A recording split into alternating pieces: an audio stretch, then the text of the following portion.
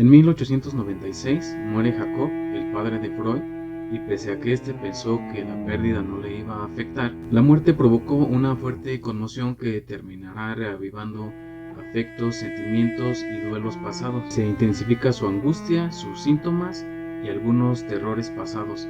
Según Jones, este estado duró alrededor de 10 años. En ese momento y bajo dichas condiciones, Freud intentó tratar su conflicto con el mismo método con el que operaba con las histéricas, solo que no acudió a nadie y comenzó a analizarse a sí mismo, utilizando para ello sus sueños, y desde luego que teniendo a Fliss como amigo recurrió a él. Narró su infancia, el amor por su niñera, la falta de atención y cuidados por parte de su madre, sus fobias y desde luego la necesidad que sentía de tener a un amigo a quien amar y a quien odiar al mismo tiempo.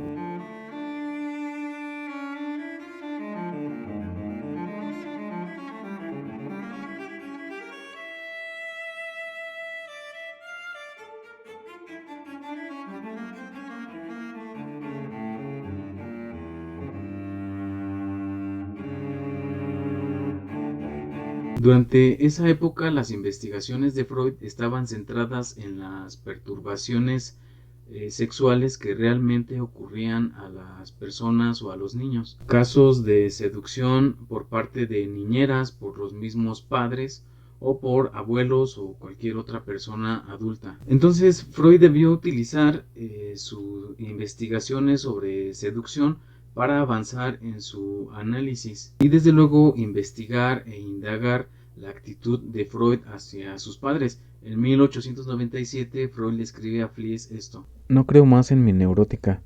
Por cierto que esto no se comprende sin explicación. Tú mismo encontraste creíble lo que pude relatarte.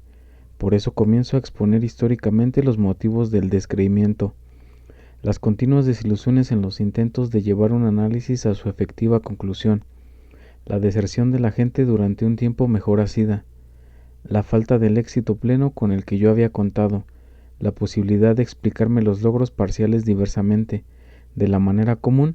He ahí el primer grupo.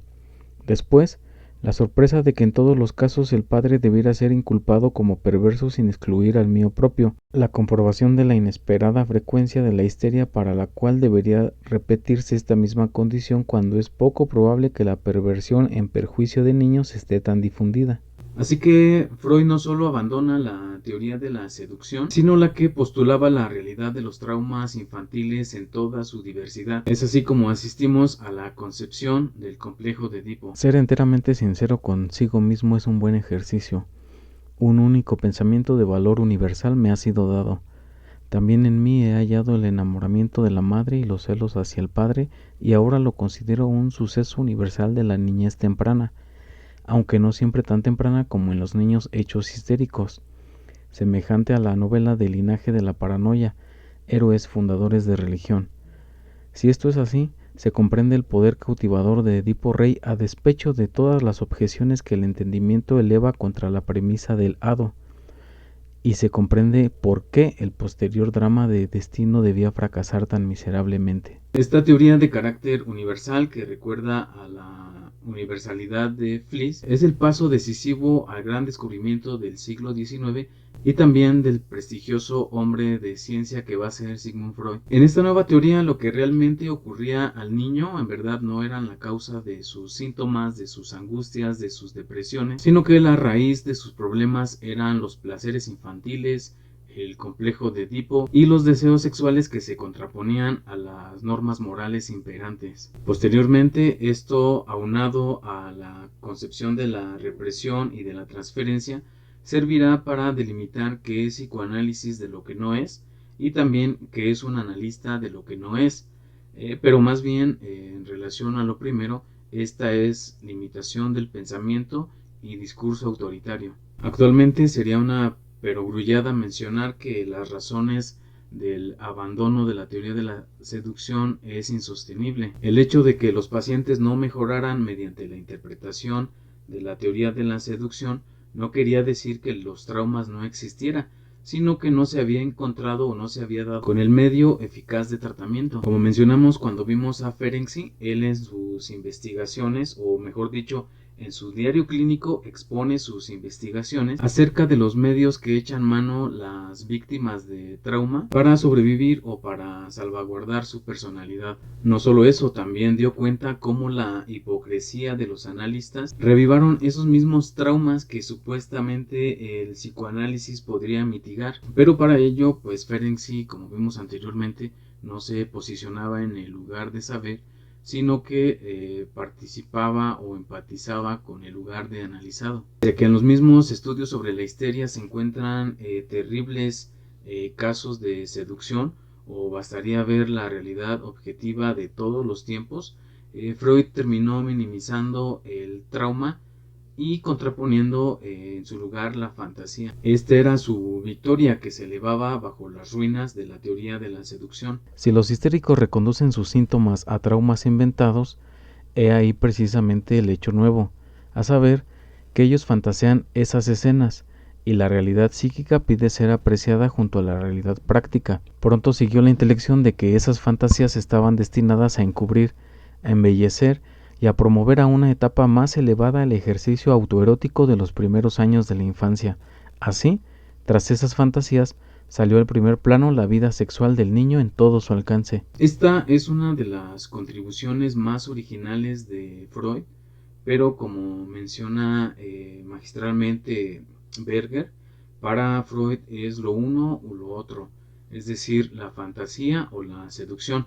Pero este es un modo erróneo de plantear las cosas. La primacía de la fantasía ha servido para paralizar a los analistas y las investigaciones sobre los efectos traumáticos que ocurren en realidad o en la realidad objetiva. La invención del complejo de Edipo y el primado de que las personas actúan impulsadas por las fantasías alimentadas por pulsiones sexuales reducían la importancia del trauma y su experiencia real. Esta también fue una de las diferencias cruciales con Jung, y pues desde luego para las personas que han sufrido algún trauma, pues esto incluso suena como una grosería.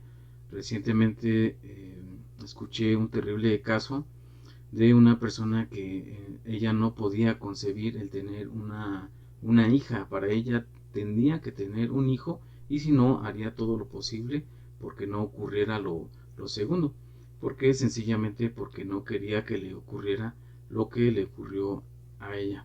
Pero bueno, este fue un cambio crucial en la concepción de Freud, cambio que tiene origen en su propia conflictiva, que derivó en el autoanálisis y en la relación que mantuvo con Fliess. Aunque Freud hizo todo lo posible por dar la impresión de que su análisis fue una actividad meramente personal, en realidad no lo pudo haber conseguido si no es por Fliess, del que obtuvo apoyo y comentarios.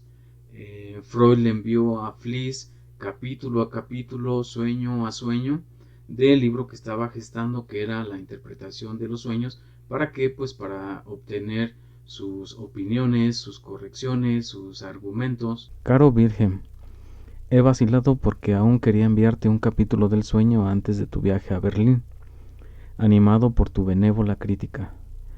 Pero veo que no terminaré. Es que el tiempo ha pasado con agradable rapidez. Me entero de que vienes dentro de 10 días. Todo lo que quieres será modificado y aportes serán recibidos con agradecimiento. Estoy infinitamente complacido de que me regales un otro, un crítico y lector, y, por añadidura, de tu calidad. Enteramente sin público no puedo escribir, pero puedo conformarme enteramente con escribirlo solo para ti. Fliess era uno de los personajes que aparecían en varios de los sueños de Freud. Por ejemplo, en el sueño Non-Vixit, Fliess era un terrible personaje que quería Freud desterrar a beneficio de sus propios intereses. Pero el sueño que más destaca es el sueño de la inyección de Irma.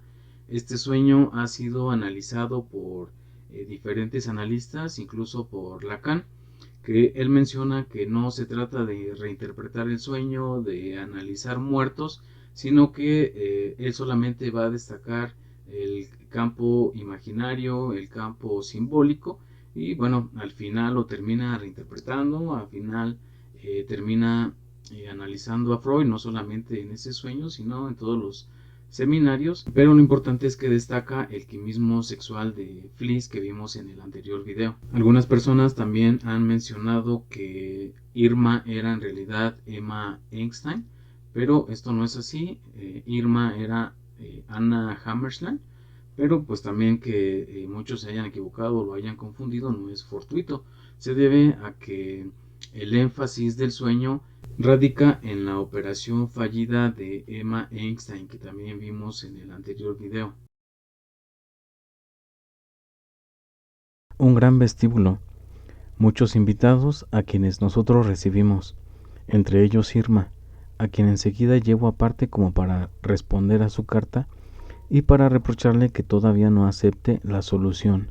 Le digo, si todavía tienes dolores, es realmente por tu exclusiva culpa. Ella responde, si supieses los dolores que tengo ahora en el cuello, el estómago y el vientre, me siento oprimida. Yo me aterro y la miro. Ella se ve pálida y abotagada. Pienso que después de todo he descuidado sin duda algo orgánico. La llevo hasta la ventana y reviso el interior de su garganta. Se muestra un poco renuente, como las mujeres que llevan dentadura postiza. Pienso entre mí que en algún modo tiene necesidad de ello. Después la boca se abre bien y hallo a la derecha una gran mancha blanca, y en otras partes veo extrañas formaciones rugosas, que manifiestamente están modeladas como los cornetes nasales, extensas escaras blanco-grisáceas. Aprisa llamo al doctor M, quien repite el examen y lo confirma. El doctor M se ve enteramente distinto que de ordinario. Está muy pálido, cojea, está sin barba en el mentón. Ahora también está de pie junto a ella mi amigo Otto, y mi amigo Leopold la percute a través del corsé y dice, tiene una matiz abajo a la izquierda, y también señala una parte de la piel infiltrada en el hombro izquierdo, lo que siento yo como él, a pesar del vestido. M dice, no hay duda, es una infección, pero no es nada.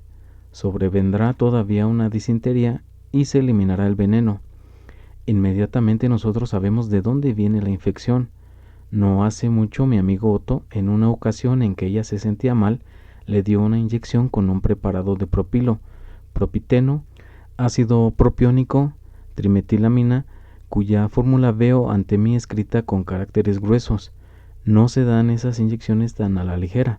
Es probable también que la jeringa no estuviera limpia.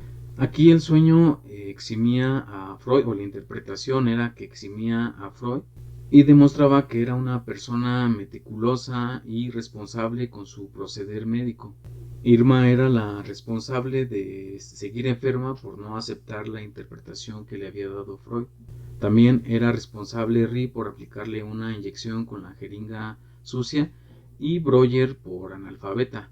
El único que exime o el único que no es culpable y que lo apoya es Fliss. Desde este momento el complejo de Edipo ya no es el único de carácter universal, sino ahora también todos los sueños son una realización disfrazada de deseos reprimidos. Pero en el sueño de Irma el deseo era conservar su fe en su colega que tanto necesitaba. Cuando Freud observó en el sueño la garganta de Irma, vio estructuras que recordaban los huesos turbinados que Fliss operó. La inyección que provocó la infección era de trimetilamina, y aquí alude a la toxina de los periodos tóxicos de 28 y 23 días que vimos en el anterior video de Fliss. El sueño, más que disculpar a Freud, era a Fliss. Enseguida comenzó a culpar a todos, incluida a Irma. Y aquí nuevamente Breger magistralmente menciona que paradójicamente la interpretación de los sueños, obra famosa por sus revelaciones sobre la verdad del inconsciente, comienza con el silencio y encubrimiento de la operación que marcó de por vida la vida de Emma Einstein. El pensamiento de Freud abrió un mundo de significados y verdades personales ocultas y una relación con los acontecimientos de la vida diaria. El libro sugiere que cada persona tiene sus motivos inconscientes y no solamente neuróticos o histéricos. Mucho tiempo después, Freud, en su autobiografía o incluso en la historia del movimiento psicoanalítico, mencionó que sus trabajos no fueron citados durante 10 años, que estaba en completo aislamiento. Y claro, Jones, que no solamente recogía las fantasías de Jones, sino que hasta las aumentaba, mencionó que pocas veces un libro de tal envergadura ha sido recogida con tan poca importancia. Pero esto en realidad no fue así. Con estas afirmaciones, Freud pretendía un proceso de mistificación del héroe incomprendido, del Edipo que luchó contra todo y contra todos, que se abrió paso a todo un mundo lleno de enemigos. Pero desde los estudios sobre la histeria causó en los médicos gran interés, entusiasmo y desde luego algunas críticas. La interpretación de los sueños desde antaño había sido abordada por legos y profanos, como el mismo Freud lo menciona en la interpretación de los sueños, y el atractivo que resultaba de descubrir en los sueños los significados sexuales ocultos hacían este libro irresistible. Por ello comenzaron a acudir muchas personas o muchos médicos, ya sea a analizarse o a aprender psicoanálisis. Con la publicación de la interpretación de los sueños y concluido su autoanálisis, las cartas de Fliess y Freud empiezan a revelar cierta dificultad. En febrero de 1900 le escribe a Fliess: de este modo nos estamos distanciando a causa de lo que es más nuestro. La última de sus reuniones fue en Agency y Fliess daría su versión del encuentro. En aquella ocasión, Freud demostró una violencia hacia mí que en un principio no pude entender. La razón era que en un debate sobre las observaciones que hacía Freud de sus pacientes, yo afirmaba que era incuestionable que se obraban procesos periódicos en la psique, al igual que en todas partes, y mantenía que en particular tenían un efecto sobre los fenómenos psicopáticos que Freud estaba analizando con fines terapéuticos, de modo que no se podría atribuir deterioros o mejoras repentinos únicamente al análisis y a su influencia. Durante el resto de la discusión me pareció detectar cierta animadversión hacia mí por parte de Freud debida a la envidia. El resultado de la situación de Agency fue que me fui distanciando silenciosamente de Freud y dejé de mantener una correspondencia periódica. Desde entonces no he vuelto a comunicarle nada sobre mis descubrimientos científicos. Desde luego que Fliess se sorprendió después de muchos años de elogios y amor, que incluso Breuer le llegó a decir a Ida, la esposa de Fliess, que tenía la suerte de que Freud no viviera en Berlín, de otra manera hubiese interferido en su matrimonio. En una ocasión o en unas ocasiones Abraham se entrevistó con Fliess. Vamos a conocer el contexto de las circunstancias y desde luego la postura de Freud, pero no pierdan de vista los comentarios que hace Freud sobre Ida, la esposa de Fliess. Carta de Abraham a Freud. Querido profesor, actualmente me veo en un dilema. Hace poco le relaté a una colega mi descubrimiento de una sensacional existencia de periodos masculinos y femeninos en un caso de psicosis circular leve. Pues bien, ella se lo cuenta a Fliess, que es amigo suyo, y al cabo de unos días me da recado de que Fliess desea que le vaya a ver. Por una parte, no quiero ser descortés. Por otra, sin embargo, me siento muy incómodo de tener que imponerme tanta reserva como será necesaria en este caso. Carta de Freud a Abraham. Querido amigo, le contesto a vuelta de correo acerca de lo que me comenta en relación con Fliess, tomándome la libertad de aconsejarle, mejor dicho, de decirle mi opinión, aunque usted no me la ha pedido. No veo por qué no le deba visitar. En primer lugar, conocerá usted a una persona muy importante e incluso fascinante, y en segundo lugar, quizá tenga la oportunidad de aproximarse científicamente a la parte de verdad que indudablemente contiene la teoría de los periodos, una posibilidad a la que yo por motivos personales no tengo acceso. Seguramente intentará alejarle del psicoanálisis, lo que según él supone alejarle de mí, para llevarle a su terreno, pero yo estoy seguro de que usted no nos traicionará. Usted conoce su complejo y sabe que yo soy el centro del mismo, de modo que sabrá eludirle. Irá a sabiendas de que él es en el fondo una persona dura y mala, cosa que yo tardé muchos años en darme cuenta. Particularmente, quisiera advertirle de su mujer, ingeniosamente estúpida, maliciosa e histérica positiva, es decir, pervertida, no neurótica. Espero con mucha curiosidad sus noticias. Carta de Abraham a Freud. Querido profesor, y ahora quisiera dar noticias de Fliess. Fui acogido con suma amabilidad. Se abstuvo de cualquier alusión hostil a Viena. Desde el conflicto se han cerrado los logros más recientes del psicoanálisis, aunque mostró mucho interés por todo cuanto le comenté. Puedo decir que no me ha causado la impresión fascinante que usted me prometió. Es posible que haya cambiado a lo largo de los últimos años, aunque sí me pareció un investigador perspicaz y original. Creo que auténtica grandeza no tiene. Eso afecta a sí mismo a su trabajo científico. Parte de una serie de ideas valiosas y el resto del trabajo lo dedica a la prueba de su consistencia o a la búsqueda de su mejor síntesis. Me recibió sin prejuicios y ya me ha devuelto la visita, y debo asegurarle que no ha hecho ningún intento de llevarme a su terreno, en el sentido temido. He aprendido muchos más detalles interesantes de él y me alegro mucho de haberle conocido. Bien puede ser la relación más valiosa que haya podido trabar nunca entre los médicos de Berlín. Carta de Freud a Abraham. Querido amigo, no crea usted que Fliess es tan torpe como para revelar de buenas a primeras alguna intención. Por desgracia es todo lo contrario, astuto, más bien traidor. Usted seguramente descubrirá su complejo. No olvide que los dos comprendimos a través de su ejemplo el misterio de la paranoia. Confronte diferencias psicosexuales. Lo que describe usted acerca de la naturaleza de su investigación me ha deslumbrado por acertar con insólita exactitud.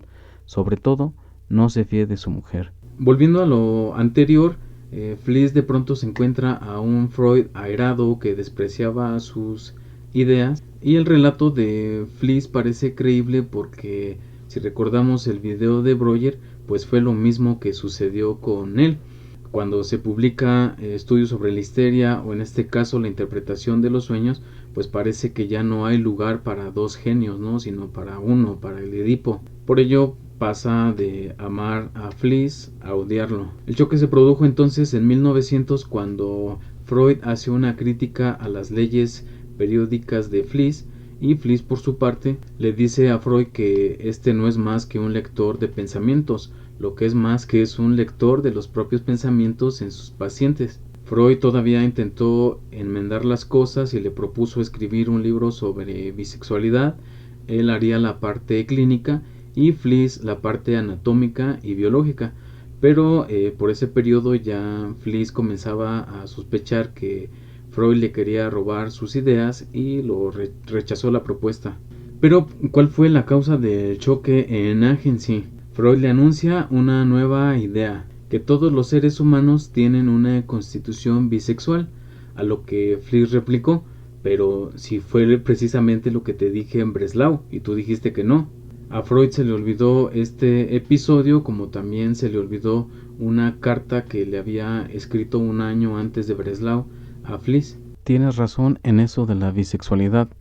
También yo me estoy acostumbrando a ver todo acto sexual como algo que ocurre entre cuatro individuos. Un año antes de esa carta, es decir, 2 años antes de Agency, Freud le había expresado a Fliess su entusiasmo. He comenzado a dar gran importancia al concepto de bisexualidad y considero esta idea tuya como uno de los temas de mayor significación para mí, después del de defensa. La secuela de este episodio la relata Rudinesco y Jones.